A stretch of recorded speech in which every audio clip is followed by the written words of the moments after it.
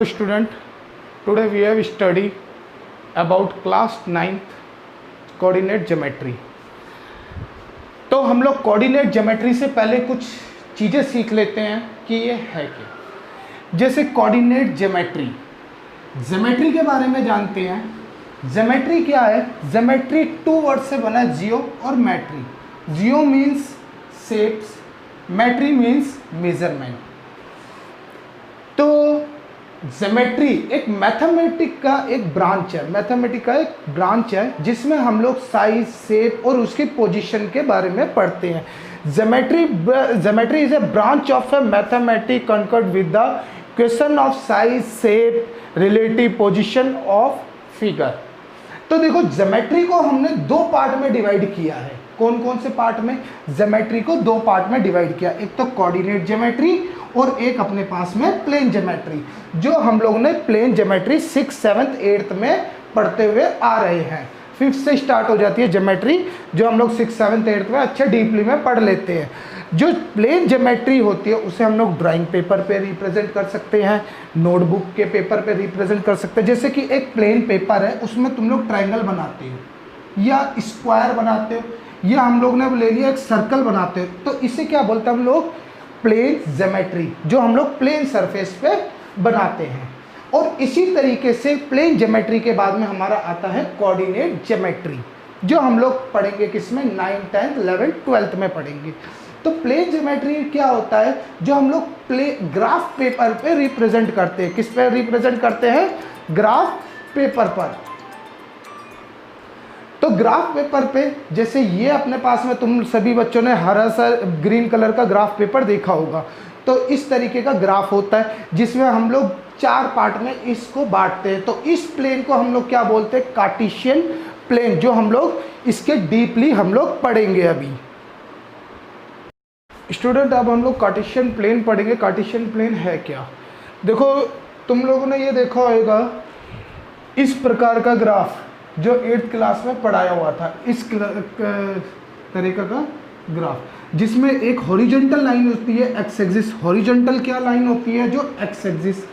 और vertical line, vertical क्या line? जो सीधी खड़ी रहती है, उसे बोलते हैं हम लोग वाई एक्सिस। हॉरिजॉन्टल में यहाँ से इस पॉइंट को हम लोग बोलेंगे ओरिजिन। क्या पॉइंट को बोलेंगे? जो दोनों लाइन आपस में इंटरसेक्ट करती हो, इस पॉइंट को हम लोग क्या बोलेंगे? ओरिजिन। इस ओरिजिन से एक्स एक्सिस पे यहाँ से इधर की तरफ जाएंगे तो ये क्या होगा? पॉजिटिव। क्या होगा? ये पॉजिटिव एक्स एक्सिस से। और इधर की तरफ जाएंगे तो ये क्या होगा? नेगेटिव। क्या होगा? ये नेगेटिव लाइन। और हमारे पास में वर्टिकल सीधी लाइन ऐसे गए तो ये यहाँ से ओरिजिन से ऊपर की तरफ गए तो हमारे पास में क्या होगा? ये वाला होगा पॉजिटिव 1, पॉजिटिव 1, पॉजिटिव 2, पॉजिटिव 3। और ओरिजिन से नीचे की तरफ गए तो ये लाइन क्या होगा हमारे पास में? नेगेटिव। क्या होगा? नेगेटिव। -1, -2, -3, -4, -5, इस तरीके से। तो इसको 4 पार्ट में डिवाइड किया गया। देखो, first part, second part, third part, fourth part. इस पार्ट को हम लोग क्या बोलते हैं? इस पार्ट को क्वाड्रेंट। क्या बोलते हैं हम लोग? क्वाड्रेंट। ये फर्स्ट क्वाड्रेंट है, ये लिखा हुआ फर्स्ट क्वाड्रेंट। सेकंड, ये सेकंड क्वाड्रेंट है, और ये थर्ड और ये फोर्थ क्वाड्रेंट। क्या है अपने पास में? First, second, third, fourth quadrant. पहले वाले क्वाड्रेंट में इक्वलिटी होती है। जो भी कोऑर्डिनेट पॉइंट आता है वो क्या होता है? प्लस प्लस का। जैसे एग्जाम में जैसे पूछा जाए कि 2,3 कौन से क्वाड्रेंट में है, तो दोनों साइन क्या है? Plus plus. तो हम लोग क्या बोलेंगे? ये फर्स्ट क्वाड्रेंट का पार्ट है। क्या ये फर्स्ट क्वाड्रेंट का पार्ट है? जैसे किसी ने पूछ लिया अपने पास में -2,3, ये किसका पार्ट है अपने पास में? Second quadrant. सेकंड क्वाड्रेंट में क्या आता है? Minus plus. क्या आता है?